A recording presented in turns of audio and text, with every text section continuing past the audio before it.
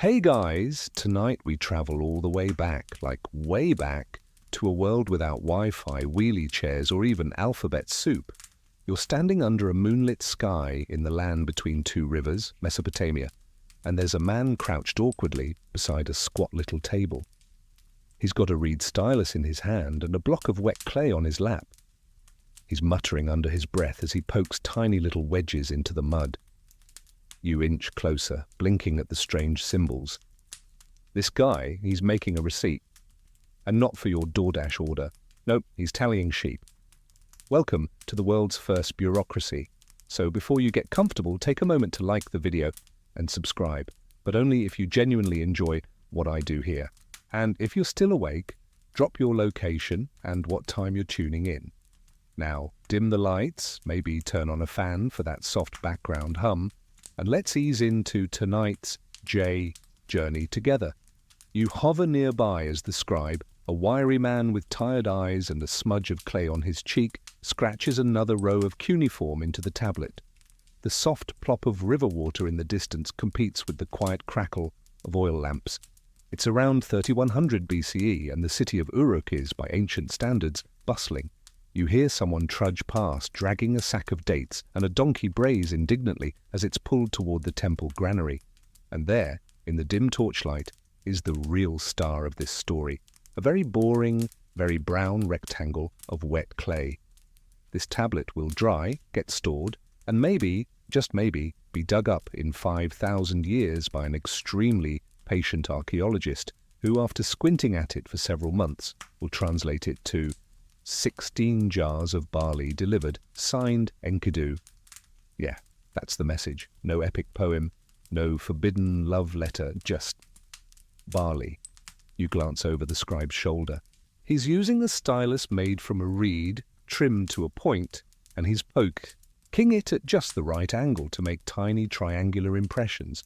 Cuneiform, the oldest known form of writing, not invented for poems or songs or even threats, just record-keeping, like a very slow, dirt-based Excel spreadsheet. Historians still argue whether writing was first invented for religious rituals or economic transactions, but in places like Sumer, the evidence leans heavily toward accounting. That's right, writing may owe its origin to someone needing a receipt. Not exactly the most romantic idea, but it does explain why so many of the earliest tablets are just lists of goats, fish, and things people owe temples. You follow the scribe as he finishes the tablet and places it gently on a woven mat to dry. It's one of dozens he's made today. Some are just a few inches wide, perfect for noting down small exchanges. Others are bulkier, cataloguing entire inventories of grain or wool. The scent of damp earth hangs in the air, mingling with the salty breeze off the Euphrates River. Nearby, another scribe is muttering in frustration. He's made a mistake, pressed one wedge too deep, and now the entire count is off. There's no erasing in clay, he'll have to start over. He tosses the botched tablet into a pile of rejects where it joins what will eventually be a field of broken dreams for some poor grad student thousands of years later. You pick up one of these discarded lumps, it's still soft. You poke it with your finger. Yep. Definitely not ready for long-term archival storage. No wonder they misplaced so many. Funny thing is, the ancient Sumerians were deeply serious about their receipts. Temples acted like central banks and scribes were the gatekeepers of goods. These people were obsessed with cataloging. Every transaction had to be recorded, sealed, and approved. You'd think that would make the system foolproof. But surprise, it didn't. In fact, a lot of these clay receipts were lost, filed, or just plain forgotten. Some were never baked and crumbled in the rain. Others were tucked into walls or buried in storehouses and simply ignored. In one ancient city, archaeologists found entire rooms filled with untouched tablets, all perfectly stacked, and never read again. So yes, even in ancient times, people had junk drawers. But before we get too judgy, consider this. These early record keepers had no bookshelves, no filing cabinets, no sticky notes. They had string. Sometimes they'd tie a few tablets together with twine and hang them on pegs in the wall, hoping someone would remember what they were for. If they really wanted to get fancy, they'd roll a seal across the surface, a kind of signature stamp that said, "Yep, I saw this goat, I approve." You lean against the cool stone wall of the scribe's workshop. Someone hands you a small, round tablet, no bigger than a cookie. It's a simple list: 3 fish, 1 pot of honey, 1 woven mat. You flip it over. There's a smudged impression of a seal, a lion chasing a deer. Art? Not quite. It's more like a personal stamp, like if your grocery list had a tiny doodle of your face next to almond milk. Totally unnecessary, but also kind of adorable. One scribe nearby is humming tunelessly as he bakes a tablet in a shallow kiln. That's right. Some receipts were fired like pottery to last longer. Others were just air-dried and meant to last a few months at best. You watch as he pulls one out with a set of tongs, the surface now hard and reddish. It clinks softly as he sets it down, and there's a little thrill in that moment. The sound of permanence, of proof, of some poor trader 5,000 years ago muttering, "Keep the receipt, or we'll get blamed if the barley goes missing."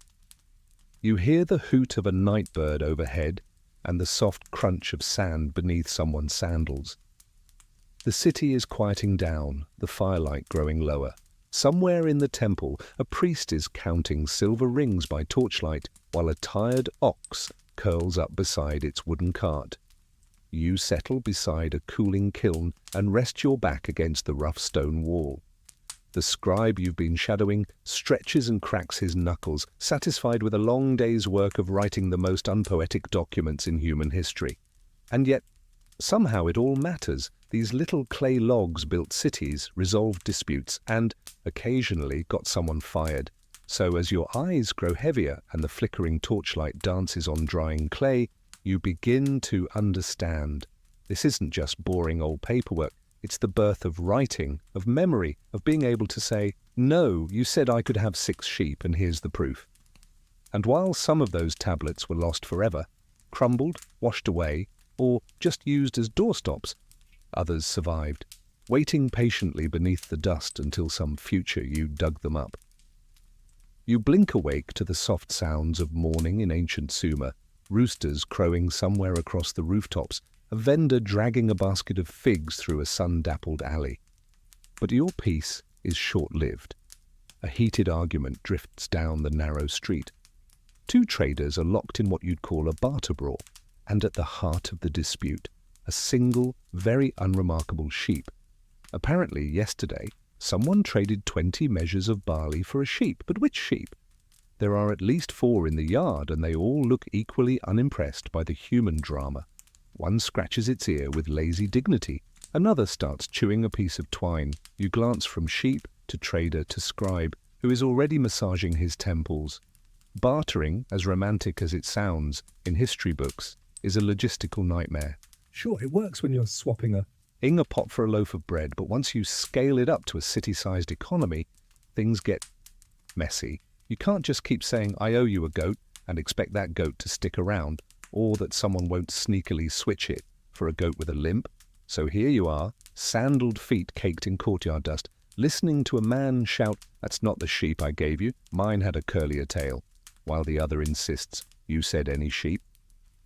A familiar scribe arrives with his stylus and a face that says, "It's too early for this." He waves them over, pulls out a fresh slab of clay and sighs as he begins yet another record. Names, dates, items, witnesses. You realize that what's happening here isn't just squabbling. It's the clunky, gritty evolution of accountability. And that's how receipts came to exist in the first place. People stopped trusting memory. Too many "no, you said" moments. So instead of relying on good faith, they started carving things in mud. You trail behind the scribe as he visits the temple granary next. Workers are measuring out barley from towering woven silos, each with a rope-tied seal across its mouth. For every 20 measures that leave, a tablet is created and stored. You notice something curious. They aren't just recording what was given, but who gave it and why.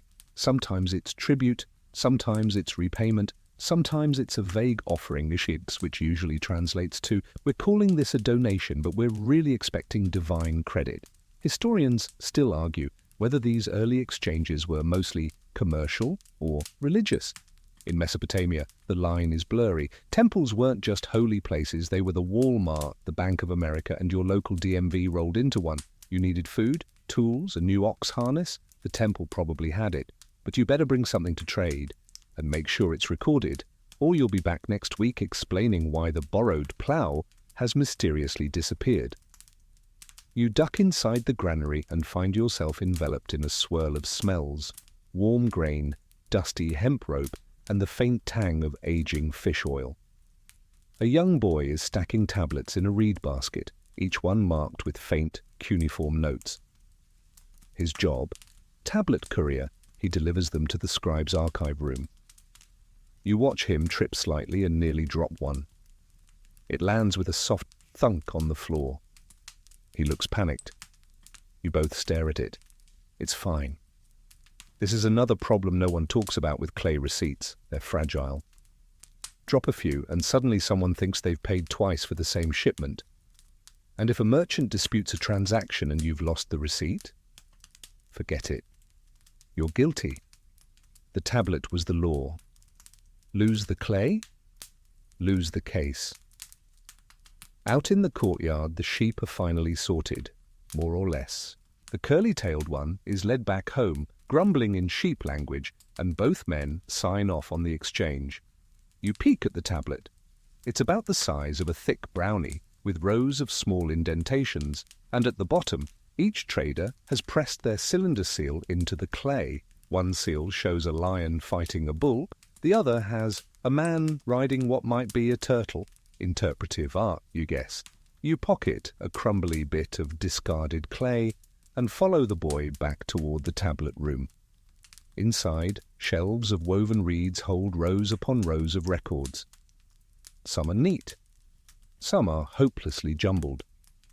There's even one tablet labeled in what you're pretty sure is ancient sarcasm.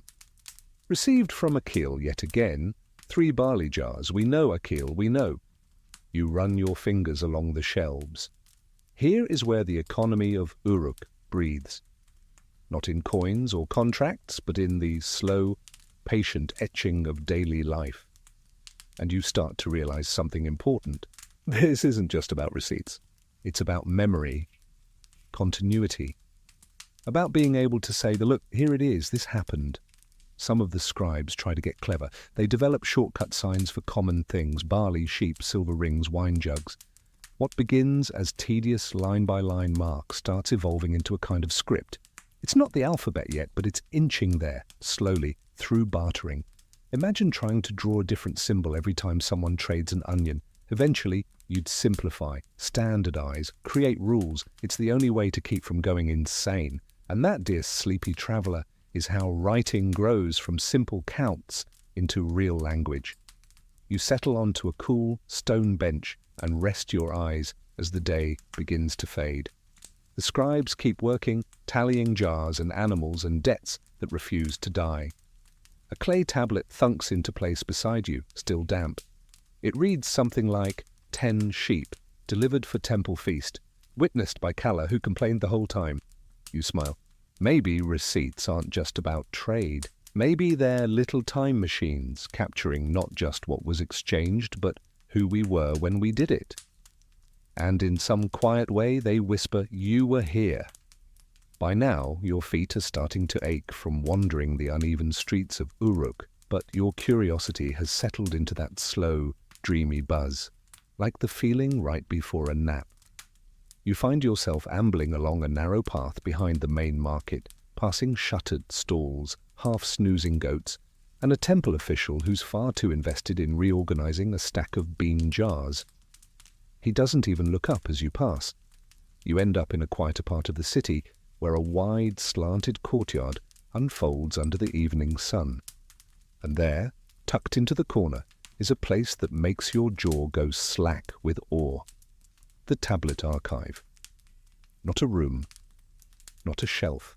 A building made entirely to store receipts. Thousands upon thousands of clay tablets are shelved in columns, sorted by type: wool, barley, fish, copper, taxes, borrowed donkeys, ceremonial shoes, and some entries that just say things like, payment for work involving mud.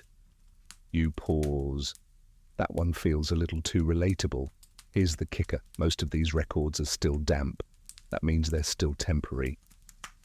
The Sumerians didn't waste the firewood to bake every tablet unless they really had to. So unless something was super important, like a royal decree, or proof you didn't steal someone's cow, it was just air-dried and left to exist in the vulnerable state we'd call mildly cursed oatmeal. This is where it gets juicy. Because air-dried tablets, they break, they smudge, they mold, and once they're lost, they're lost. Scholars today keep uncovering tablet fragments and trying to stitch together Sumerian inventory drama like a clay soap opera. Sometimes the pieces match, sometimes they don't.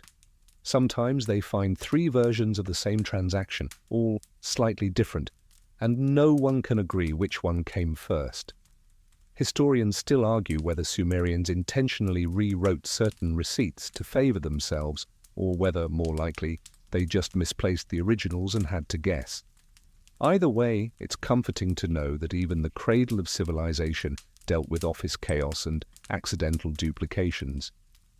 It makes you feel better about that one time you sent the same awkward email twice. You lean against a cool column and close your eyes for a moment. Then you hear it.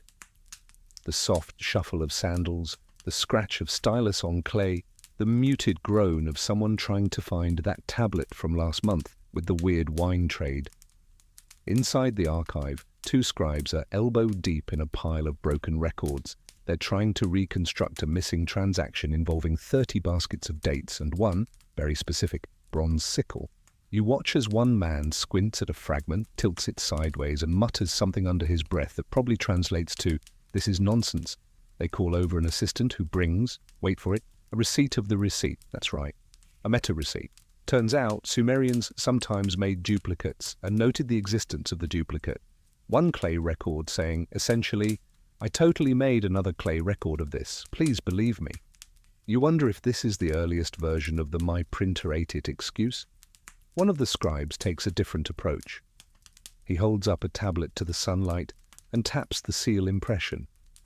The seal, it seems, can't lie. Even if the words fade or break, the little cylindrical art prints are more permanent. Every person of import has one, rolled over clay like a miniature wallpaper. You lean in to admire the detail. This one has a figure wrestling 2 snakes.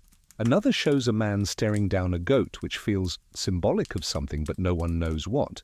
Art historians still bicker about it. But here's the tragedy. Some of the most valuable records were simply forgotten, never fired, never saved. Imagine someone borrowing 30 bricks of silver, promising to pay them back in 2 moons, only to have their receipt crumble in a rainstorm. Now their neighbor insists it never happened. Who's right?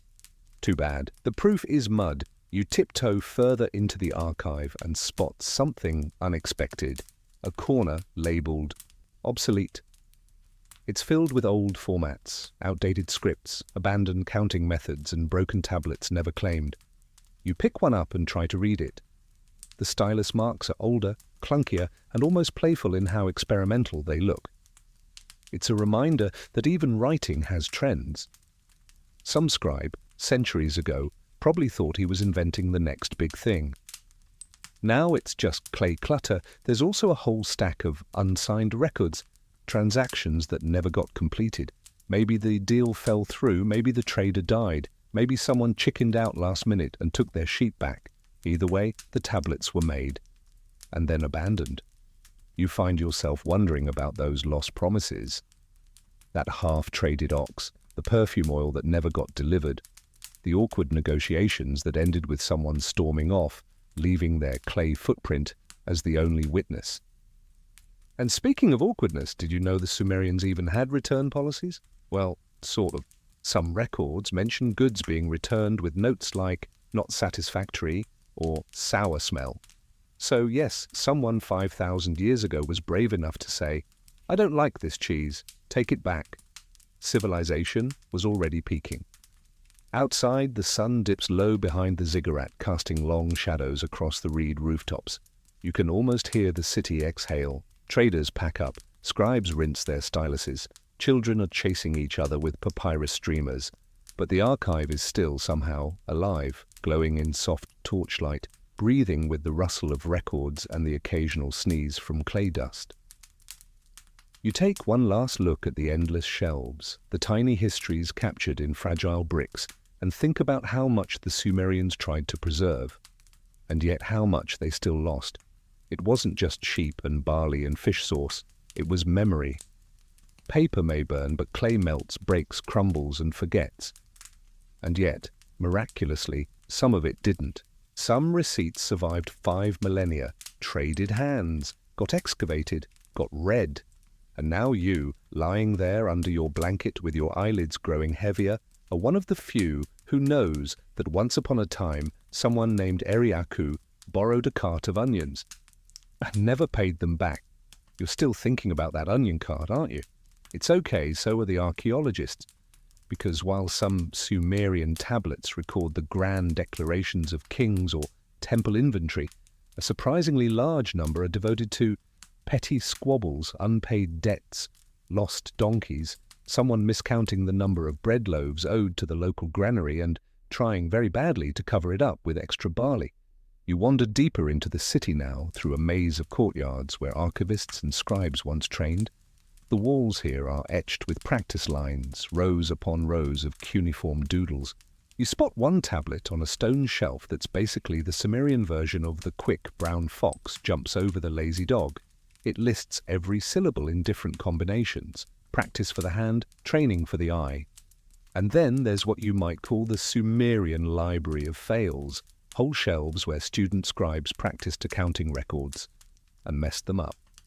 One tablet reads, 3 goats plus 5 sheep equals 9. Crossed out, a correction below. Still wrong. A third attempt, this time scribbled with what may have been the ancient Mesopotamian equivalent of "ur." This is where you learn something delightful. Even in the first formal schools, kids complained about math homework. Some clay fragments preserve entire classroom arguments. One teacher scrawled something that translates roughly as, "You must use the base 60 system, not peasant numbers." Ouch. Another has a student rebuttal that reads, "I did. You didn't read it right." The debate continues across 3 more tablets. Historians still argue whether these were actual classroom dialogues or scribes practicing by inventing imaginary drama to spice up dry lessons. But either way, it's comforting to know someone, somewhere, spent hours arguing about whether their receipt was correctly totaled. It's the dawn of bureaucracy and grumpiness. But then you stumble into something even more impressive, a tablet detailing an audit. Yes, a Sumerian audit. The clay block is dense, the cuneiform packed tight and methodical. It lists transactions across an entire year, temple donations, harvest yields, wages paid to ox drivers, interest he gained on lent grain, and then near the end a small note carved in slightly more hurried strokes. Surplus unaccounted, clay seal broken, investigation requested. Ooh, someone misplaced something, or maybe someone miscounted something. Or maybe, and this is the fun part, someone skimmed a little extra and hoped no one would notice. You imagine the ancient equivalent of a very nervous accountant sweating clay dust in a back room while his supervisor squints at the numbers. There were consequences too. Stealing from a temple wasn't just bad accounting, it was divine disrespect. We're talking curses, omens, angry priests muttering at you over incense smoke. In one fragment, an administrator confesses, sort of. It's a bland statement, carefully neutral. Due to the flood and the mixing of stock, the quantity of fish was less than stated. Sure it was, buddy. Sure it was. You take a breath and step into a room filled with sealed jars, samples of ancient trade goods. Not real ones anymore, just replicas and soil-baked remnants, labeled in faint script, dates, emmer wheat, bitumen, crushed lapis lazuli, goat milk, and myrrh. And next to each is a receipt tablet. Same dimensions, same structure, amount, recipient, condition, payment status. But here's the kicker. Not every record is neat. Some are corrected, scribbled over, updated. One is literally scratched out and rewritten on top, clearly in someone else's hand.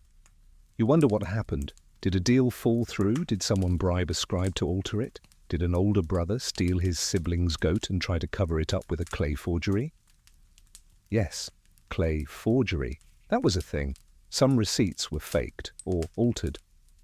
There's evidence that ambitious scribes could be persuaded, usually with wine or the promise of a better roof, to tweak a date or fudge a weight.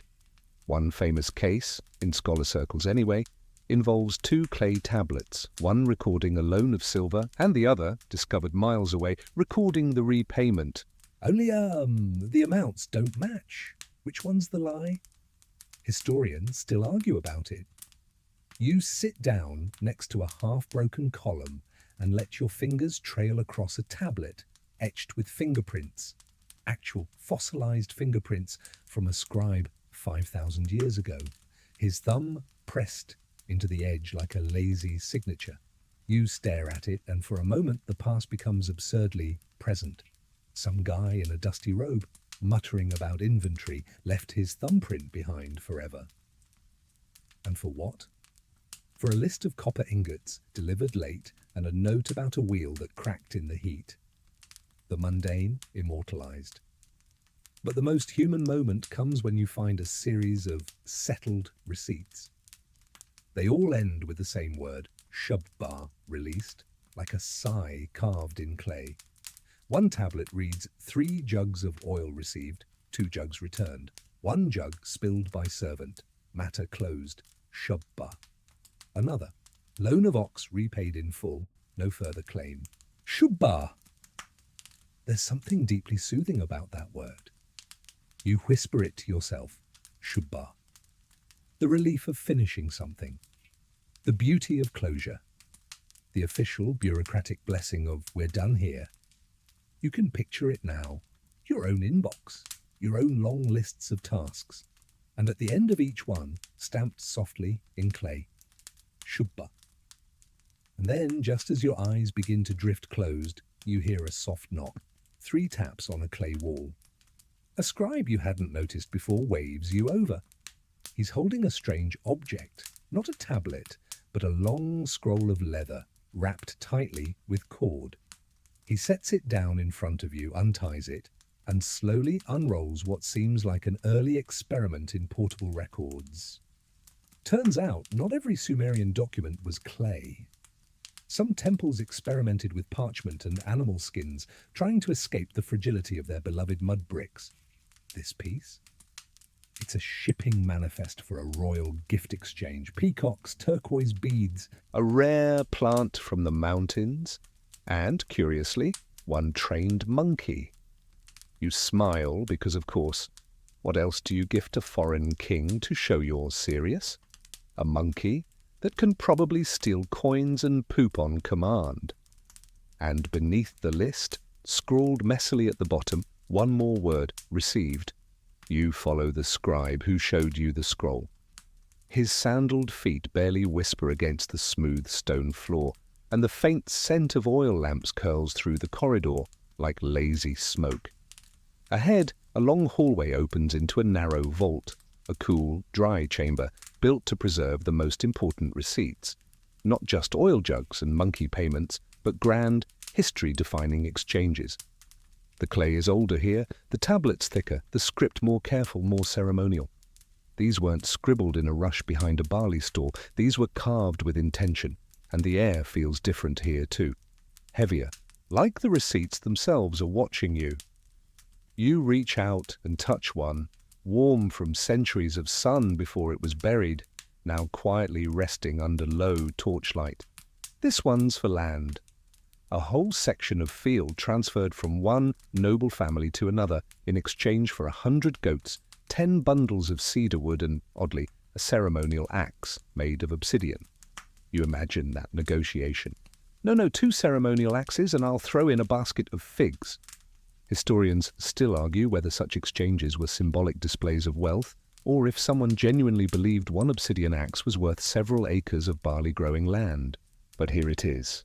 Here it is, recorded, sealed, witnessed by 3 elders and a high priest who signed with a distinct triple wedge mark. Legal, binding, deeply boring, and then you spot a smudge. Not a literal smudge, though there are plenty of those, especially when scribes leaned on the wet clay, but a metaphorical one in the form of a correction, a clause inserted after the original inscription, an addendum.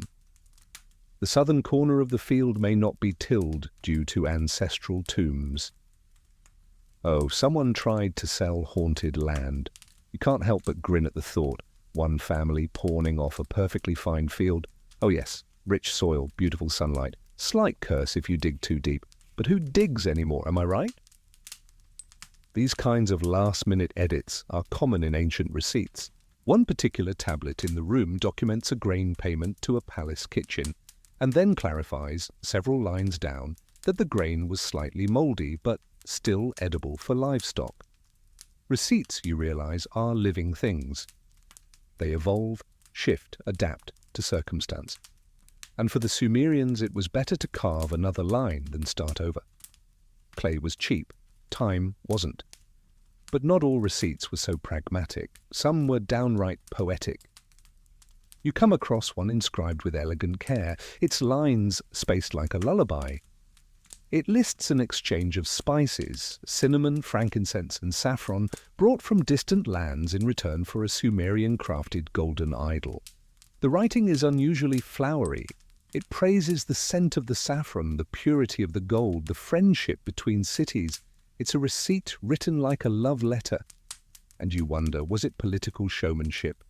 Was someone just really into saffron? Or did the scribe feel the weight of the moment and decide to elevate the transaction into something more beautiful? Some receipts were ceremonial, others were desperate. One particularly brittle tablet, cracked at the edges, reads like a quiet panic. It logs the sale of a child into bonded labor, likely a form of debt repayment. A few lines describe the terms, the family involved, the boy's age, but at the bottom, almost as an afterthought, he is of good health and he sings while working. You freeze. It's the first emotional detail you've read, the first sign of a human, not just a number. Someone needed to justify the sale. Someone wanted the child to be remembered kindly. Historians still argue whether this was a plea for mercy or simply salesmanship, but you feel the ache behind the line, like a ghost echoing through the script. Not all Sumerians were merchants. Not everyone owned land or jars of frankincense, but nearly everyone at some point had to trade, to borrow, to owe, to settle. And that's how receipts slowly crept into every corner of life. One wall in the vault is lined with tablets from the temple of Inanna. Her priests kept obsessive records, offerings in, offerings out, a broken bead returned, a cow borrowed for ritual purposes. One scribe even listed every comb found in a donor's possession before purification, a sort of divine TSA check. The receipts are all there, stacked neatly, stamped with the seal of a priest, with an impressively detailed beard. And here's a delicious fringe tidbit for you. Some receipts from temples mention intangibles, payments made for omens, donations offered to ensure dreams. One tablet even reads, "One goat given to hush a bad wind." They paid to bribe the weather. You squint at another corner where a set of tiny tablets rest on a tray. Miniature records, barely the size of a matchbox. These were pocket receipts carried by messengers, runners and delivery agents. They'd be tucked into folds of cloth or tied with string around a belt. Portable proof, little clay IDs for wandering wheat counts and papyrus nerds. The courier's job? Risky. If he dropped one and the wind or rain broke it, the transaction could be lost forever. That's why some messengers carried duplicates, others simply prayed. And then there's a curious pile in the center, dozens of receipts melted together, warped from fire. A museum label explains that these were from a storehouse burned in an ancient raid. And the irony? Clay tablets, when baked in a fire, often survive better than those merely dried. So while the building was lost, the receipts were immortalized by destruction. Some of the messages are cut off mid-line. 20 jars of beer deliv, and then silence, but others remain whole. One in particular survived so perfectly that the scribe's name is still visible, Ninurta Malik, son of Ubara. He signed 3 receipts for tools delivered to the temple. 2 bronze picks, 1 obsidian scraper, 1 wooden wedge. Tools for a job never completed. You run your fingers gently across his name. You think of him sitting cross-legged in the shade, grumbling about the heat, wondering if anyone would notice that he signed the form in the wrong spot. And now, thousands of years later, you're here, remembering him. Not because he ruled a city, not because he built a ziggurat, but because he once counted picks. That's the quiet power of receipts. They may not tell you the grand narrative, but they whisper the story of everyday life. They capture the boring, wonderful, mundane proof that someone existed, traded a thing, and made it official. You close your eyes, and in the dark of the archive, lit only by torch flicker, you feel the gentle hush of numbers, of names, of borrowed cows and forgiven debts. One last tablet waits by the exit. It's blank, unfired, soft, and beside it, a stylus. You pick it up, wondering what you'd record if you had just 1 line of clay to offer. Would it be your name? Or maybe just one long night, gently counted? You leave the archive with a quiet reverence, the soft weight of all those little moments pressing gently against your chest. Bartered saffron, borrowed oxen, a singing boy's name carved into permanence. But outside, the Sumerian sun is high, and life bustles with less poetic rhythm. You shield your eyes, blinking against the glare, and follow the sounds of commerce to a wide, dusty avenue, the city's market. It's noisy, chaotic, and full of the kind of smells that make your nose crinkle and your stomach growl simultaneously. Clay ovens puff steam near honey-roasted locusts. A vendor argues with a goat. A woman screams because she got charged 2 barley measures for 1. Blasphemy. This is where receipts are born, and promptly misplaced. The Sumerians didn't just trade luxury goods and divine omens. No, most of their economy churned through the mundane grind of produce, fish, onions, dates, more barley than your dreams can process. Every transaction, no matter how humble, required a record, assuming the buyer remembered to ask for one. Historians still argue whether the average Sumerian truly cared about receipts, or if scribes just kept documenting out of sheer obsessive habit. Either way, you're watching it happen now. Over there, a teenager is etching a quick clay tag to prove that the goat she's dragging was, in fact, legally sold to her aunt and not just borrowed from someone's roof. You pass a stall where dozens of broken tablets are stacked in a basket like discount bread, misfires, mistakes, maybe just the forgotten dreams of someone who owed too much and walked away. These are the misplaced receipts. See, as much as Sumerians loved their documentation, they were also people. And people misplace things. They drop them in canals, forget them at taverns, hide them in jars, and never look back. In one excavation near Lagash, archaeologists discovered a clay tablet lodged behind a brick wall. It was a delivery record for a shipment of beer, apparently misplaced before the wall was even finished. It sat there for over 4,000 years, trapped between construction layers like a lost sticky note in the wall of time. The best part? The beer was never delivered. Some poor brewer may have blamed a hangover or a mix-up in the cart rotation, but the record proves he tried, and the wall that entombed it did what Sumerians dreamed of. It preserved failure as thoroughly as success. You pass a group of older scribes now, huddled under a fig tree, arguing quietly over the layout of a tax tablet. One of them waves a stylus in the air like a dagger, insisting that the decimal wedges should point northward. Another chews a reed stem and says, "That's why half the city can't find their tribute logs. We keep flipping the darn tablets upside down." And it's true. One of the quirks of Sumerian receipt-keeping was their lack of a standardized orientation. Some tablets start in the top left, some go right to left, others loop like a snake through the clay, wrapping around to the back in a spiral of bureaucratic madness. It's no wonder they lost things. You imagine a young accountant crying softly over a stack of rotated tablets, praying for the invention of horizontal alignment. But even that pales in comparison to the great misplacement of tablets in Ummah. Picture this. A flood, a mild one. Not the kind that drowns cities, just enough to scare off the goats and send people clutching their receipts toward higher ground. One unfortunate tax office tried to be clever. They stored all their clay records in wicker baskets. Wicker in a flood. Guess how that went? Dozens, maybe hundreds, of tax receipts drifted away on the floodwaters, dissolving midstream. Some were found later as strange, sponge-like lumps half-baked by the sun.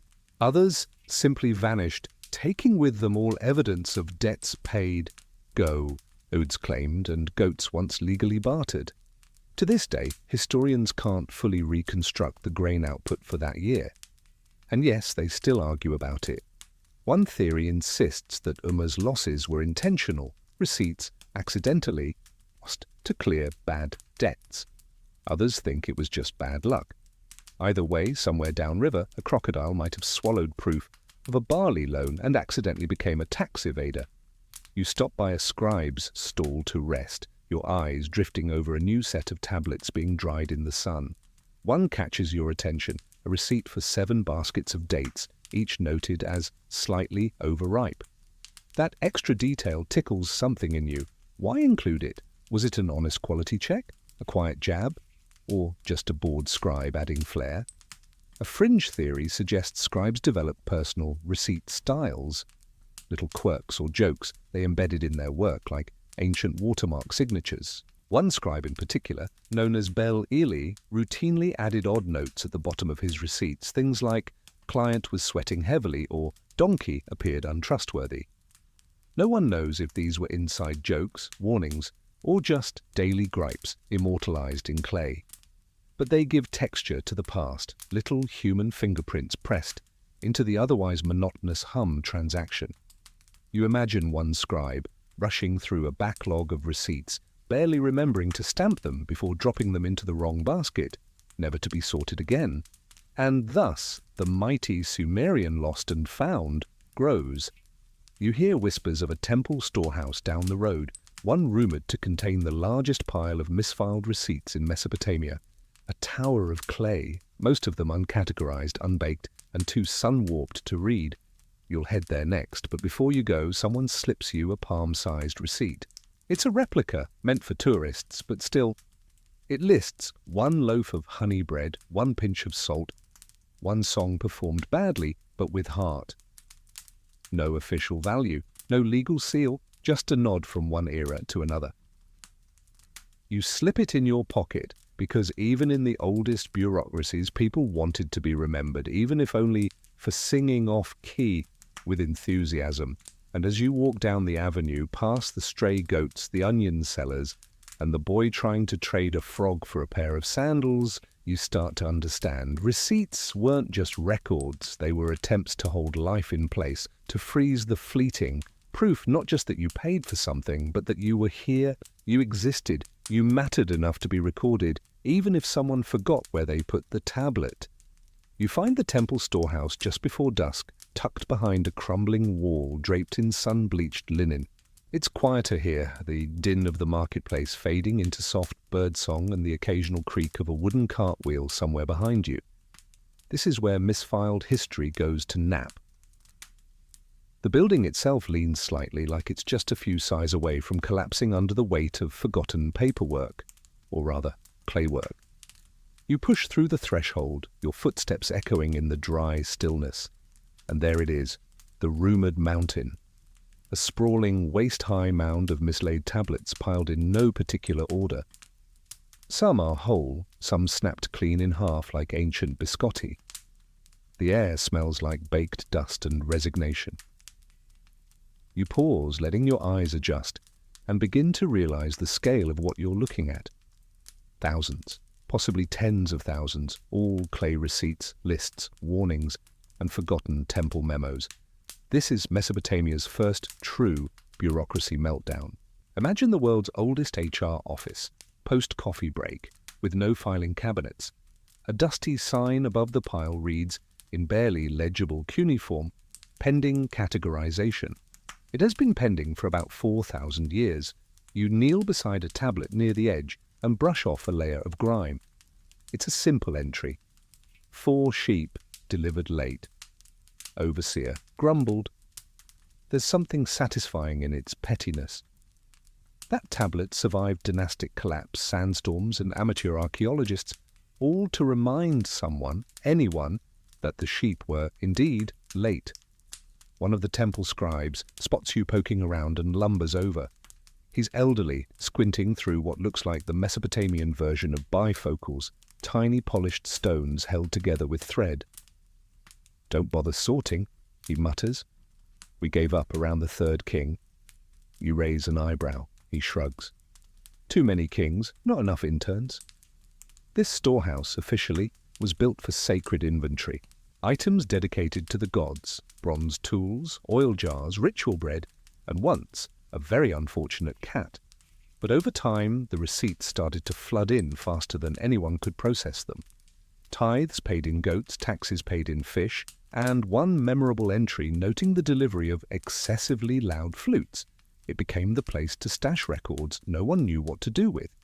Historians still argue whether this chaotic collection was an early prototype of a library or just a failed experiment in centralization.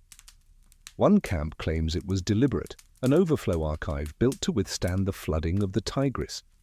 The other theory, they just kept piling them here until the doorway was half blocked and someone gave up.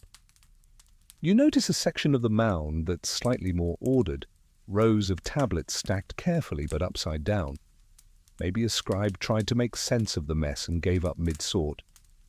Maybe they were just having a bad week. One tablet on top simply reads, "I'm tired." A fringe theory says some Sumerian tablets weren't lost, they were hidden, buried under floorboards, tucked inside broken jars, or sealed in bricks, all to avoid audits or political retaliation. There's one case from the city of Isin, where an entire year's worth of shipping records were discovered stuffed in a hollow statue. The statue was of a god of honesty. The irony is not lost on you, but not all misplaced tablets were bureaucratic. Some of the strangest ones in this temple storehouse aren't receipts at all. They're diary fragments, private messages, love notes. Yes, love notes in cuneiform. Try fitting, "I think you're cute," into a wedge script without breaking the stylus. One such piece near your foot is written in surprisingly neat hand. "To the baker's daughter, you smell of figs and flour. I would trade 3 goats to see you smile." It's unsigned. Probably wisely, you let your fingers drift over it, imagining the nervous scribe etching it late at night, hiding it among the records like a pebble in a wheat sack. And now, all these centuries later, you're reading his shy confession while sitting on a pile of overdue barley receipts. You look around and start noticing something odd. Many of the tablets have no official seal, no stamp. That means they were drafts, unbaked, never finalized. They were meant to be reviewed, corrected, or maybe just deleted. But in a pre-digital world, deleting meant either smashing it or tossing it on this pile. This is essentially the world's oldest recycle bin. You're ankle-deep in Sumeria's trash can of intentions. Among the pile, you find a few that defy logic altogether. One tablet seems to be a recipe for boiled bread, a contradiction that should have been burned on principle. Another is a tax form entirely in pictures, drawn like a children's book. There's a debate over that one too. Was it for illiterate clients or an elaborate prank by bored scribes? You think it might be both. The scribe who first catalogued this storehouse left a message of his own, carved into the doorframe. "This archive is cursed. Enter with patience." You chuckle, then realize the man might have meant it literally. One legend claims that any who attempt to fully organize the temple records will be doomed to never finish their task, forever called to find just one more misplaced receipt. That explains the guy muttering in the corner, carefully aligning 2 tablets with string and muttering, "Almost done, just 7,000 more." You back away, slowly. The deeper you explore, the more the line between fact and forgetfulness blurs. Were all these receipts really lost? Or were some meant to be forgotten, quietly set aside, to let debts disappear and grievances fade? You find one more oddity before leaving, a single pristine tablet resting atop a pile of broken ones. It's wrapped in a bit of old linen, protected like a gift. Carefully, you lift the cloth and read the inscription. He came here often, but left no name. You don't know if it refers to a customer, a god, or someone else entirely. But it feels like the heart of this place, a quiet acknowledgement of the unrecorded, the unresolved, the nearly erased. You leave the tablet as it was, cradled like a relic, and step outside. The sun's nearly gone, casting the city in that gold-orange light that makes everything look kinder than it really is. Your clothes smell like old clay and faintly of lamp oil. You brush yourself off. In your pocket, the fake receipt is still there. One song performed badly, but with heart. You smile. Even misfiled joy is still joy. And so you keep walking past the silent thresholds of ancient storage rooms and half-dismantled archives, deeper into the city where the night waits, because the story's not over yet, not even close.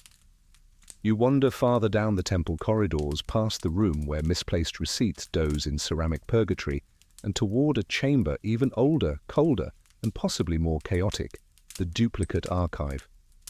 Yes, apparently even 5,000 years ago someone thought, what if we made 2 copies, just in case? You pass a stone tablet embedded in the wall, faintly marked, Room of Copies, Authorized Access Only.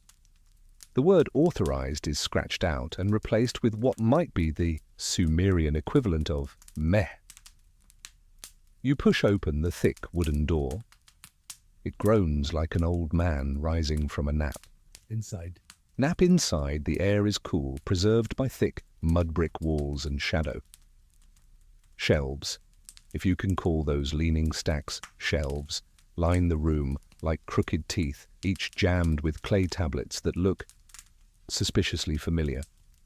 And they should, because these are the backup receipts, the duplicates, the safety nets for a society still figuring out literacy and already drowning in its own attempts to stay organized. You pick one up, compare it to a mental image of a tablet you saw earlier. Yep, word for word, mark for mark. Same transaction. 2 cows, 1 cranky. Why duplicate something so mundane? Because sometimes those cows go missing, and when they do, you want at least one slab of baked mud to say, not my fault. Here's the kicker. Sumerian scribes didn't have carbon copy paper or Kutralplatsi. If they needed a duplicate, they made it by hand, every single time. That means every receipt, every shipment list, every fish count had to be chiseled out again from scratch, matching the original character for character. It's the world's earliest form of bureaucratic redundancy. It's also why some scribes developed chronic wrist pain and an attitude problem. There's an old joke from Nippur carved into the corner of one slab. A scribe with 2 styluses is a man who owes 2 apologies. But not all duplicates were equal. Sometimes they weren't just backups, they were decoys. Here in this room, you find an entire set of tablets that say things like all taxes paid, temple goods delivered, and no theft reported, all of which sound suspiciously tidy. Historians still argue whether these tablets were meant to mislead or simply reflect hopeful thinking. One camp believes they were part of a proto-propaganda machine, make everything look good on record, regardless of reality. The other theory? Pure survival instinct. A scribe caught between a dishonest merchant and a short-tempered official might have chosen to write the clean version and hope nobody cross-checked. You pause beside a broken shelf and notice something weird. Some of the tablets are mirror-flipped, left to right reversed, as if carved by someone working from a reflection. You squint, confused, until a label half buried in dust explains training copies. This was also a scribal classroom. It hits you that these aren't just duplicates, they're homework. Practice runs, mock ledgers for young scribes to learn how to lie convincingly in triplicate. One particularly tragic tablet reads, 100 fish delivered, only 8 eaten by cats this time. You don't know what's sadder, that someone wrote it or that someone corrected it in the margins. Make it 6. You trace your fingers along the edge of a shelf and find a curious gap. Inside, tucked behind a crooked stack of barley tallies, is a small jar, unfired clay, sealed with wax. It rattles when you shake it. You crack it open slowly, and inside, miniature tablets, thumb-sized, as if made for a squirrel-sized bureaucracy. These are test samples, tiny versions of records meant to be reviewed and approved before full-size copies were etched. Every bureaucrat's favorite pastime, micromanagement, now available in pocket form. There's one that just says, salt, again. Another. Third warning about goat noise. A third, yes, he still owes you figs. You imagine an overseer flipping through these like flashcards, grunting in approval or grumbling into his date wine. But not all records were duplicated for safety. Some were duplicated out of fear. In a society where literacy was sacred and record-keeping was power, having your own copy of a contract meant control and distrust. Every party wanted a tablet of their own, often sealed in clay envelopes. Yes, clay envelopes. You laugh softly. It's true. The Sumerians invented a way to seal their documents inside hollow shells of more clay. Think Russian nesting dolls, but drier. You'd only break the outer shell if there was a dispute. One of these rests on a pedestal in the corner, still sealed. Tempting! You crack it open carefully, flaking away the brittle outer shell with your fingers. Inside is a pristine inner tablet. The text is simple. Worker agrees to build wall. Supervisor agrees not to yell. You let out a snort. Human resources, circa 2350 BCE. Historians still debate whether this obsession with duplication was a sign of societal advancement or a symptom of deep structural paranoia. Was Sumeria simply ahead of its time or already riddled with trust issues? As you lean back against the shelf, you spot something high above, shelved vertically like scrolls, only shorter and squatter. Clay tubes. You climb up, balancing on a tipped-over crate of grain approximations, and pull one down. Unrolling it in your hands feels strange, like a ceramic blueprint. It's a map, not of land, but of inventory placement. A storage map drawn for temple workers to know where to find items based on shelf positions. Only this one ends with a note scrawled in the margin. If you find the bronze ladles, tell me. Been 2 months. You put the tube back, a smile tugging at the corner of your mouth. There's something comforting in all this ancient mess. They tried so hard to be precise, these scribes, so exact. And yet, all their backups, their duplicates, their double-sealed goat tallies still ended up here. Cracked, mismatched, half-buried in shelves no one has dusted since the reign of kings with names no one can pronounce anymore. You turn to go, but pause beside a tablet mounted in the wall, larger than the rest, framed in cedar. It simply reads, "The memory of the thing is not the thing. No author, no date, just that." You leave the archives slowly, feet scuffing against the sand-covered floor, the cool stone beneath you warmed by long-gone lamplight. Outside, the moon is rising, a pale half-disk hanging above the rooftops, lighting up the city like spilled milk. Somewhere, a scribe's ghost probably still sorts tablets by moonlight. Poor guy. And you keep walking toward the river, toward the next forgotten corner of this sleepy civilization, because for all their receipts, backups, and clay-bound anxiety, the Sumerians were just like us, trying to remember, trying not to lose track, trying, above all, not to get blamed for missing the ladles. Your footsteps echo quietly as you leave the chamber of duplicates behind.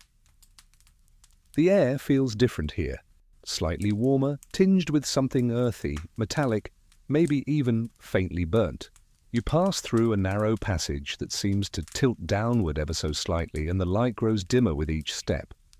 Somewhere deeper in this temple complex turned record warehouse, there's a room where tablets go to die, and occasionally to be reborn. Welcome to the kiln room. At first, it looks like a dusty kitchen. Clay bowls stacked in corners, soot stains on the walls, and what appears to be a very grumpy idol of a fire god who probably didn't sign up for any of this. The real action, though, is in the massive dome-shaped kilns dominating the back of the space, early ovens used to fire tablets into permanence. See, here's the problem. Not all receipts were meant to last. Many were air-dried only, meant to survive a few weeks of bookkeeping before being discarded or repurposed as doorstops. But others, the contracts, the temple edicts, the debt lists that made grown men cry, had to be baked. Firing a clay tablet was the Sumerian equivalent of notarization. And this is where things got interesting. You walk closer to the kilns and peek inside one. It's blackened and cold now, abandoned centuries ago, but the scorch marks are still there, spiraling outward like the fingerprints of forgotten accountants. On a shelf nearby, half-fired tablets sit frozen in time, some cracked in the heat, some fused together. One poor tablet is melted into what looks like a sleep-deprived pancake. It just says, barley? It turns out even ancient bureaucracy had a learning curve. Historians still argue whether the early firing process was strictly standardized or entirely chaotic. Some evidence suggests they used temperature markers, special pebbles that change color at certain heats. Others think it was all guesswork. Looks good, smells done, pull it out. You run your fingers over a tray of misfires. Here's one where the bottom was fired, but the top remained soft. It has the ominous inscription, "Sheep delivered, number unknown." Another broke in half, but only one piece was retrieved. The other was apparently used as a door wedge in a priest's bathroom. Still, the fired tablets that survived, indestructible. You find one tucked in a niche that's as sharp and clear as the day it was etched. It's a shipping record listing 10 crates of cedar wood, 4 amphorae of beer, and 1 camel described in great detail as very opinionated. That camel has lived on for over 4 millennia, and you're not sure whether that's beautiful or absurd. You lift a heavier tablet, surprised by its density. On the back, someone had scratched a doodle. A scribe, clearly bored, sketched what appears to be a caricature of a temple official with exaggerated eyebrows and a towering cone hat. He labeled it Chief of Not Knowing Things, a timeless burn. In the corner of the room, you discover a different kind of archive, shards. Broken pieces of receipts, contracts, and temple memos swept together in clay basins like ancient confetti. The Sumerians didn't toss things out, not really. They repurposed fragments for packing material or padding under baskets. One of these shards is etched with half a sentence, "If the oxen do not return," and then it ends. A cliffhanger worthy of a dusty HBO miniseries. Next to the shards is a worn-down stool. You sit for a moment, letting your legs rest. Someone once sat here, probably for hours, rotating tablets with long sticks as the fire roared inside the kiln. It was an art. You couldn't just toss them in like cookies. The heat had to be even, the timing precise, and the wind direction favorable. Too much smoke and your temple accountant might never forgive you. You glance up at the ceiling, charred and patched with faded symbols. These aren't just soot stains, they're tracking marks, firing logs. Someone, probably the head kiln operator, tracked which tablets went in and when. One faint list reads 7 trade receipts, midday, 1 marriage agreement, sunset, warning to fishmonger, slightly overdone. Yes, they actually tracked overcooked bureaucracy. In a side alcove, you find what looks like a clay cookbook, except it's not for food. It's a manual for tablet baking. It's filled with tips like do not crowd the kiln, angry gods hate clutter, and rotate your tablets thrice, not 4, lest the corner curl in protest. These weren't just record keepers. They were artisans of permanence, and yet, even with all this care, thousands of tablets were still lost, misfiled, misplaced, or simply never retrieved after baking. Some temples had dozens of fired tablets stored in pits carefully buried for safekeeping, and promptly forgotten. Out of sight, out of scribe. One pit discovered near held over 2,000 perfectly preserved receipts, all for lentils, nothing else, just lentils. Historians still debate whether this was a backup stash or the result of a very dedicated legume enthusiast. You kneel beside a mound of ash and broken pottery. Buried near the bottom is something odd, a small, fired tablet with writing so fine it's almost microscopic. You squint and read aloud, This tablet confirms that the previous tablet was indeed correct. That's right. It's a tablet that confirms the accuracy of another tablet. Bureaucratic inception. And just beside it, like a punchline, a broken piece with only 3 surviving words. Do not duplicate. You laugh softly to yourself, the kind of sleepy chuckle that bubbles up when reality starts feeling too much like satire. The Sumerians invented receipts, yes, but they also accidentally invented paper trails that looped back on themselves like a snake eating its tail. You rise, brushing off the ash. In the far wall, you notice something new, a tiny doorway framed in burnt cedar. You step through, entering a narrow hall where the firelight once flickered on gold-painted walls. Here, the tablets weren't just fired, they were enshrined. This is where the highest-tier documents lived: royal decrees, land grants, records of major trades between cities. Some carved in rare black clay, others in baked white silt, and 1 or 2 in what smells suspiciously like goat manure. Experimental material, perhaps. You step away quickly. There's a reverence in this space, like walking through a cathedral built from hardened thoughts. Every tablet whispers, someone needed this to last. You pause by a particularly tall shelf, your hand resting on a tablet marked with a star. A rare designation. It means this tablet was reviewed by a priest and a governor, the ancient equivalent of triple verification. You read its contents slowly. This field, full of barley, shall pass from Ashurban to Melitu, witnessed by light of moon, sealed by hand of Inanna.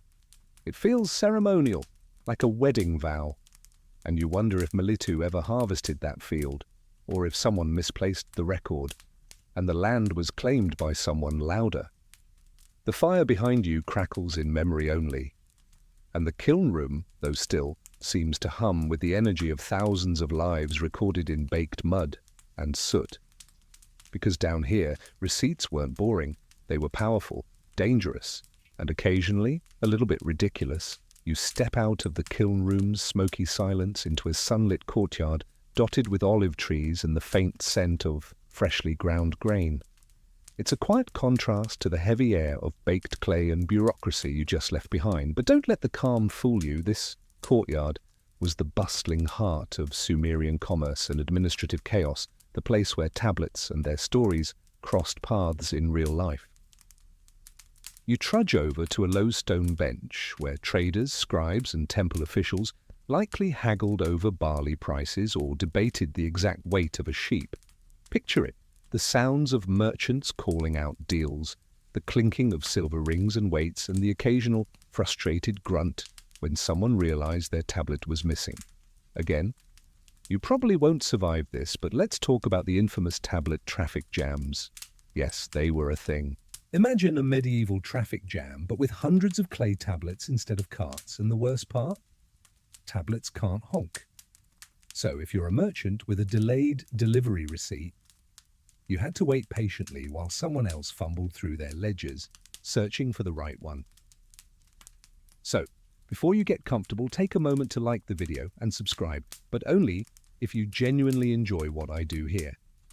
And hey, drop your location and local time in the comments. I'm always curious where in the world we're all tuning in from. Back to the courtyard.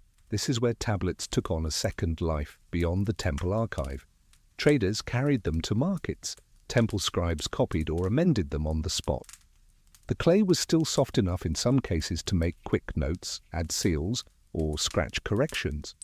If you were lucky, your receipt would make it back to the temple safe and sound. If not, well, let's just say your barley shipment might have been declared lost in transit forever. Historians still argue whether these courtyard exchanges were entirely informal or had a semi-official structure. Some believe the temples appointed overseers to monitor tablet exchanges, ensuring no crafty merchant slipped in a forged receipt. Others think it was a free-for-all with a dash of "screw you" scribbled in the margins. A quirky tidbit: archaeologists found a tablet that's basically an ancient lost and found notice. It reads something like, "Lost. One receipt for 50 jars of oil, last seen near the East Gate. Reward 10 jars of oil if returned. Turns out, losing receipts was such a common problem it warranted its own category of tablet. You can almost hear the desperation leaking through the clay. Nearby, you spot a pile of oddly shaped tablets, round, oval, and some that look suspiciously like flattened eggs. These are known as bullae, hollow clay balls used to secure tokens inside. The tokens represented goods or numbers, and the bullae acted as tamper-proof envelopes. Breaking one was the ancient version of opening sealed mail, and you definitely didn't want to do it without the right authority. You hold a bulla up to the light. Inside, you can just make out tiny clay tokens, each representing a unit of trade or service. It's fascinating. This system of tokens and bullae is widely regarded as a precursor to writing itself. Historians still argue whether tokens or pictographic tablets came first, but both show the Sumerians' obsession with making trade official.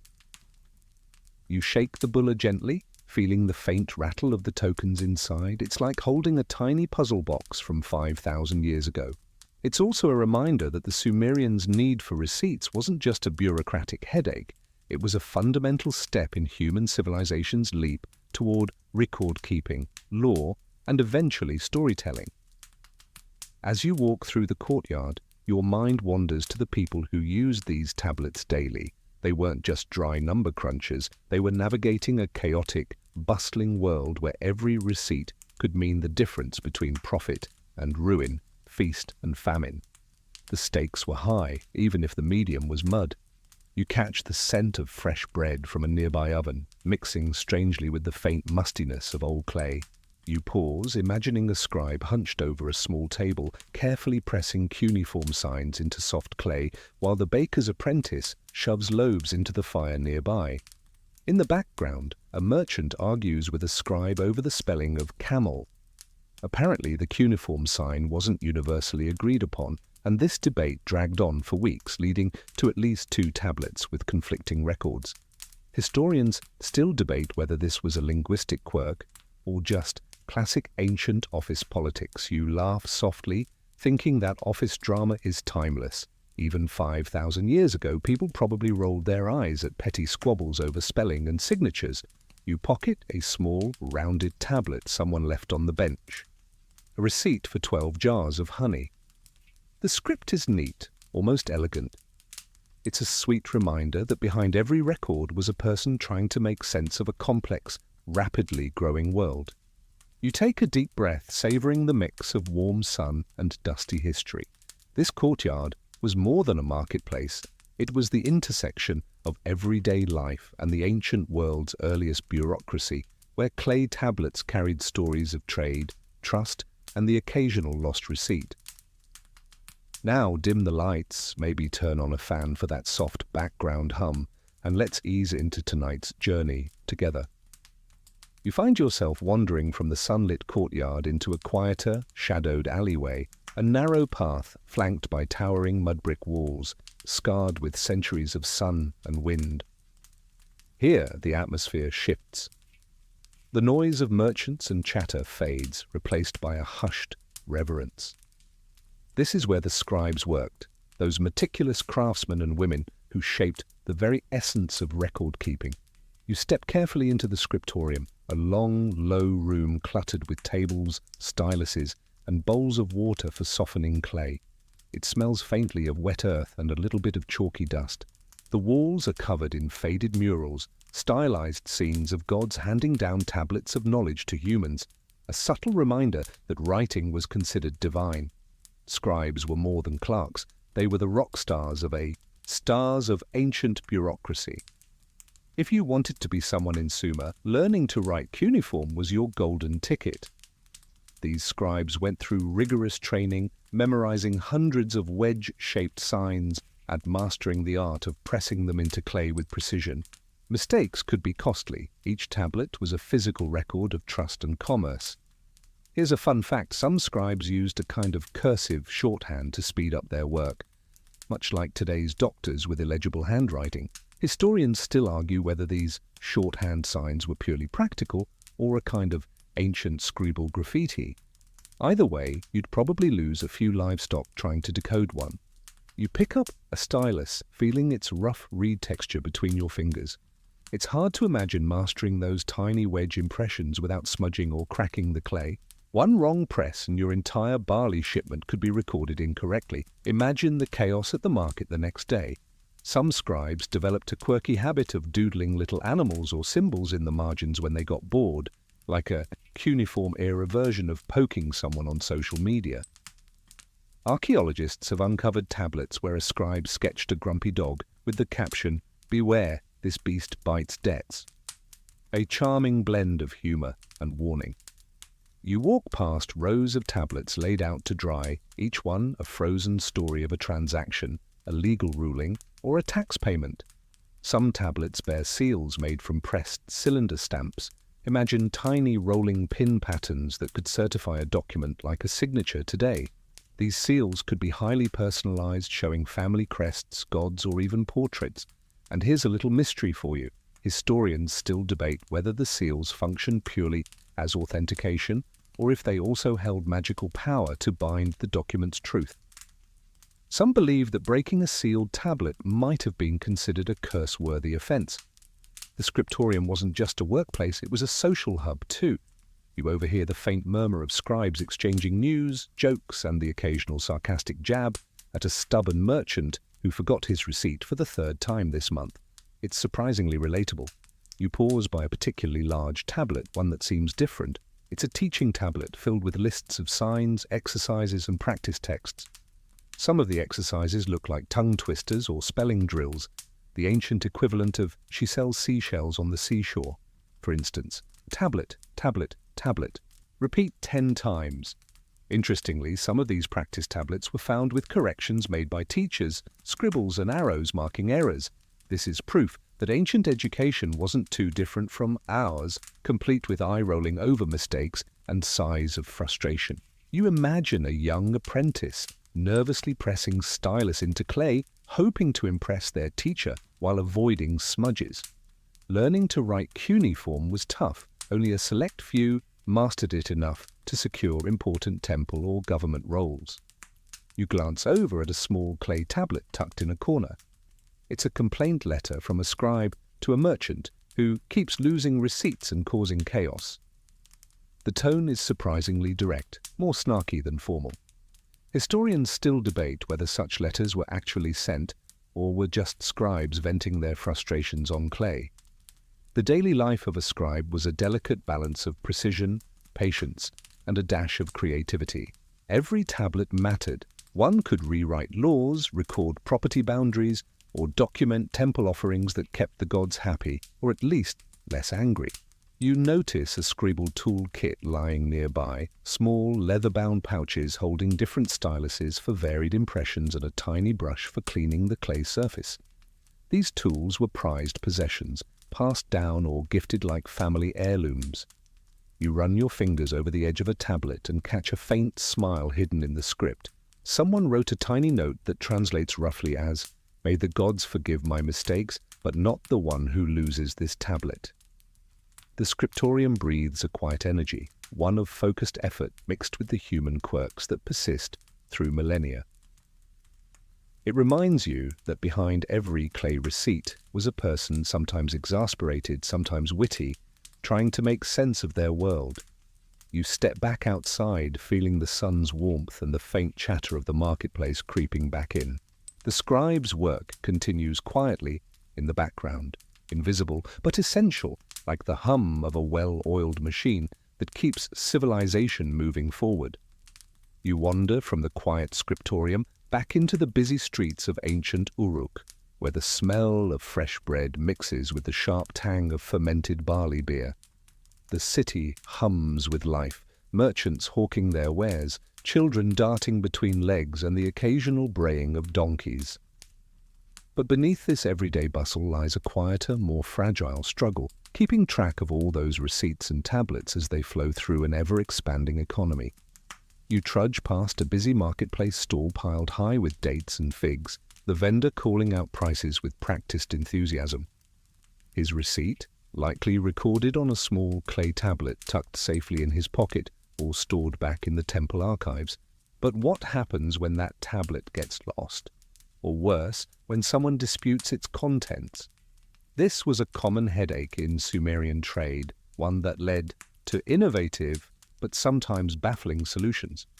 You probably won't survive this, but picture this: a merchant so fed up with losing receipts that he created a tablet trap. It was a clay box with a locked lid, designed to store important tablets safely during transactions. The box had seals and marks to prevent tampering. Oddly enough, archaeologists found one with graffiti etched into the clay. "If you break this, may the gods curse your debts." A quirky blend of security and superstition. So before you get comfortable, take a moment to like the video and subscribe, but only if you genuinely enjoy what I do here. And remember, drop your location and local time. It's fascinating to see how this ancient story connects with your own time and place. Back to the streets, historians still argue whether these tablet traps were widely used or just experimental ideas from a few paranoid merchants. Some think the whole system relied more on trust and social pressure, with penalties for those caught forging or losing receipts severe enough to deter most. A fascinating tidbit: some merchants began using contract tablets as multi-part records. Instead of one small receipt, they'd create larger tablets with detailed agreements on multiple transactions, witness names, and penalty clauses. Think of it as the ancient version of a multi-page contract, with lots of cuneiform, fine print. These multi-part contracts could be broken up, literally, into pieces. Each party kept a shard as proof of the deal. This led to a quirky but practical system. When the deal was fulfilled, the pieces could be matched again, confirming everything was in order. It's a bit like a jigsaw puzzle with legal weight. You pause to watch a group of merchants gathered around a tall man brandishing a clay tablet, loudly debating the terms of a shipment. The air is thick with tension and the smell of roasting meat from a nearby stall. It's a reminder that while the tablets seem dry, the lives behind them were anything but. You step closer to a vendor selling reed baskets and notice a small pile of discarded tablets at his feet. Apparently, some receipts were considered so trivial or short-lived, they were tossed once the deal was done. Historians still debate whether these throwaway tablets were common, or if most were carefully archived. Curiously, some of these discarded tablets have messages that read like brief notes: paid in full, received 30 jars, or even a cheeky "don't forget next time." It's a glimpse into the everyday voice of ancient commerce, filled with humor and humanity. You feel a soft breeze carrying the faint sound of a lyre from a nearby home. It's a soothing reminder that life was not all paperwork and worry. There was music, laughter, and celebration amidst the trade. You look up at the towering ziggurat nearby, the city's temple complex, a hub of both spiritual and economic power. The temple was often the place where receipts were finalized and stored. Losing a tablet here wasn't just losing a piece of paper, it was risking divine wrath. Speaking of divine wrath, some receipts included curses to discourage fraud or loss. For example, a receipt might end with a blessing for honesty or a warning that the gods would tear out the tongue of any forger. Historians still argue whether these curses were more than symbolic or taken literally by ancient traders. You take a slow breath, letting the smells, sounds, and stories of the marketplace sink in. The tablets and receipts may seem mundane, but they were the glue holding this complex society together, allowing people to trust each other in a world without emails or photocopies. Now dim the lights, maybe turn on a fan for that soft background hum, and let's ease into tonight's journey together. You drift deeper into the labyrinthine alleys of ancient Ur, the air cooling as evening shadows stretch across cracked mud-brick walls. The marketplace noise softens to a murmur, and the scent of roasted lamb mingles with the faint trace of incense from nearby shrines. Here, among the winding streets, you glimpse the everyday dance of commerce, and the constant challenge of managing the mountain of clay receipts that underpin it. As you stroll past a modest home, you notice a small, half-buried clay tablet poking out from a pile of rubbish. This isn't just any scrap, it's a receipt, lost or discarded but immortalized by accident beneath layers of sand and dust. Archaeologists have unearthed thousands of such misplaced receipts, each one a frozen moment of ancient life, often revealing more than intended. You pause, imagining the frantic owner realizing their precious tablet was missing, a panic no less real than losing a phone or wallet today. The implications were huge. Without a receipt, the merchant risked losing payment, the farmer might not get his barley, and temple officials could face bureaucratic chaos. One quirky discovery is that many lost receipts were found in places you wouldn't expect, inside walls, buried under floors, or even tossed into cesspits. Some were deliberately hidden, perhaps to keep disputes out of sight, or to secretly erase debts. Historians still argue whether these hidden receipts were innocent mishaps or part of clever scams. You think about the everyday folk who lost these tablets, a harried merchant, a distracted scribe, or a forgetful farmer. Their misplacements weren't just administrative blips. They were small tragedies in the complex web of trust that kept the city alive. In some cases, scribes made duplicate receipts, one for the merchant, one for the temple archive, to hedge against loss. This redundancy was a primitive but effective insurance policy. It's a system not unlike today's digital backups, only far more fragile and physical. You watch a merchant approach the city gate, clutching a bundle of tablets. He's cautious, aware that one lost tablet could undo weeks of labor. It reminds you of a modern courier nervously handling a precious package. The stakes, though invisible to you now, were very real then. A particularly fascinating quirk is the discovery of counterfeit receipts, clay tablets crudely imitating official documents, sometimes forged to claim goods or debts. These forgeries reveal a darker side of ancient trade. Not everyone played by the rules. Historians still debate how widespread this forgery was and whether authorities had effective ways to catch fraudsters. You lean closer to examine a tablet with a faded seal. Its pattern is intricate, almost like a signature or family crest. Such seals were unique, designed to prevent fraud. But you can almost picture a crafty forger trying to mimic these tiny rolling stamps. The eternal battle between honesty and deceit isn't new, it seems. Then there's the strange case of tablet recycling. Some discarded tablets were scraped clean and reused, their previous inscriptions faintly visible underneath fresh writing. It's like an ancient palimpsest, a layering of commerce and memory. Scholars still debate whether this was common practice or only used in desperate times. You glance at the horizon where the sun dips below the Euphrates, painting the sky in amber and purple hues. This river, the lifeblood of Mesopotamia, witnessed all these transactions, barley for silver, land leases, marriage contracts, each sealed by those tiny clay receipts. Before you move on, a gentle reminder, the story of these lost receipts is also the story of human fallibility, of memory's limits, trust's fragility, and the endless quest to capture fleeting truth in clay and wedge. You pull your cloak tighter as the night cools, carrying these silent stories with you, each lost tablet whispering its secrets in the wind. You wander now through a quiet courtyard illuminated by the soft glow of oil lamps, their flickering flames casting dancing shadows on mud-brick walls. Here, in the fading light, you can almost feel the weight of countless tiny tablets once held by hands, much like yours, each one a testament to a transaction, a promise, or a debt. The story of the Sumerian receipts comes to its most human moments, not in grand temples or marketplaces, but in these intimate spaces where ordinary lives played out. The receipts, you see, were more than dry accounting tools. They were woven into the social fabric. They could record a father's gift of grain to his son, a dowry payment, or a neighbor's loan of livestock. These clay tablets bore witness to joy, trust, worry, and sometimes bitter conflict. You might find it strange, but some of these receipts contain personal notes or doodles, little sketches of animals, or shorthand marks that look almost like ancient emojis. Historians still argue whether these were simply scribal flourishes or secret codes understood only by insiders. In one charming example, a receipt from a small village transaction ends with a tiny drawing of a goat wearing what looks like a crown. Was it a playful signature, a joke, or maybe a hint that the goat was particularly prized? We may never know, but it brings the ancient world a little closer to home.